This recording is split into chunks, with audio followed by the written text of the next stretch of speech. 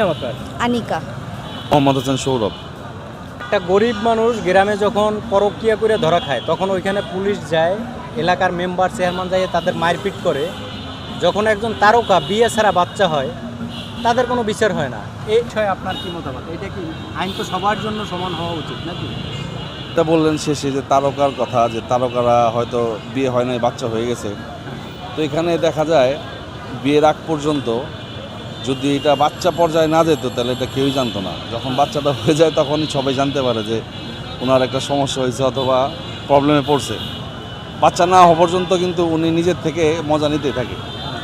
এটা হচ্ছে আমি বলবো যে শুধু পুরুষের দোষ দিয়ে কোনো লাভ নাই। ওইখানে সমান অধিকারে যে মেয়েটা জড়িত থাকে, যার আর কি কোলে বাচ্চা আসে, সে কিন্তু শতভাগ জড়িত থাকে। না, আমার প্রশ্নটা হলো রাষ্ট্রের কাছে। আমি যারা করছে তাদের কাছে আমার কোনো অভিযোগ নাই। আমার প্রশ্নটা হলো, আপনি যদি সবার জন্য সমান অধিকার করেন তাহলে আমরা যখন ভিডিওতে তো দেখি, আমরা তো ওই যে বিভিন্ন খবরে বা ইউটিউব পেজে যখন একটা গরিব মানুষের ছেলে মেয়ে পার্কে যাইয়া একটু বসে থাকে, ওইখানে যাইয়া পুলিশ তাদেরকে ধরে, এই তোমরা এখানে কি করো। কিন্তু যখন একজন ছেলে বেটি তারা ওপেনে সব জানাই শোনায় সে বিদেশে যাচ্ছে, হ্যাঁ, তার কোনো সিনেমা নাই, তার কোনো নাই, ইনকামের সোর্স নাই, সে দামি দামি গাড়িতে চড়তেছে, দেশ বিদেশ ঘুরে বেড়াচ্ছে, তাদেরকে আমাদের এই রাষ্ট্র, এই আইন ব্যবস্থা তাদের বিরুদ্ধে কোনো অ্যাকশন নিচ্ছে না।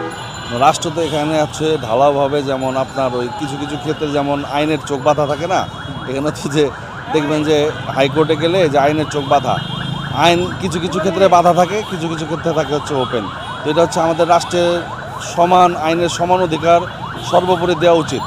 যেমন জনগণ যেই হোক, সে যদি অপরাধ করে তাকে আইনের আওতায় আনা, আইনের আওতায় এনে আইন প্রয়োগকারী সংস্থা দ্বারা তাকে আর কি বলে পরিপূর্ণ যেটা উনি বিচারের আওতায় এনে ওকে বিচার করা। এটা আপনার কোটিপতি হোক, রাজনীতিবিদ হোক আর নায়ক নায়িকা হোক, সবার ক্ষেত্রেই সমান হতে পারে। হয়তো হইতে পারে যে একজন গরিবের মেয়ে, ওনার সাথে একটা ইনসিডেন্স হয়েছে, ওই একজন ভিকটিম হয়ে গেছে, কিন্তু ওই বিচারটা পাচ্ছে না। যদি একটা মিডিয়াতে আসার পরে একজন সেলিব্রিটি যেভাবে পায়, একটা পরিচিত ব্যক্তিত্ব যেভাবে বিচারটা পায়, এই বিচারটা সাধারণ জনগণ পায় না। এই কারণে আমি স্বরাষ্ট্র আমাদের মন্ত্রণালয় আছে, আইন মন্ত্রণালয় আছে, এটাতে যারা আছে ওনাদের কাছে আমাদের আকুল আবেদন থাকে যে আইন সবার জন্য সমান করা হোক। থানায় যে যাতে সকলে নিজের আর কি সমস্যার কথা পুলিশকে বলতে পারে।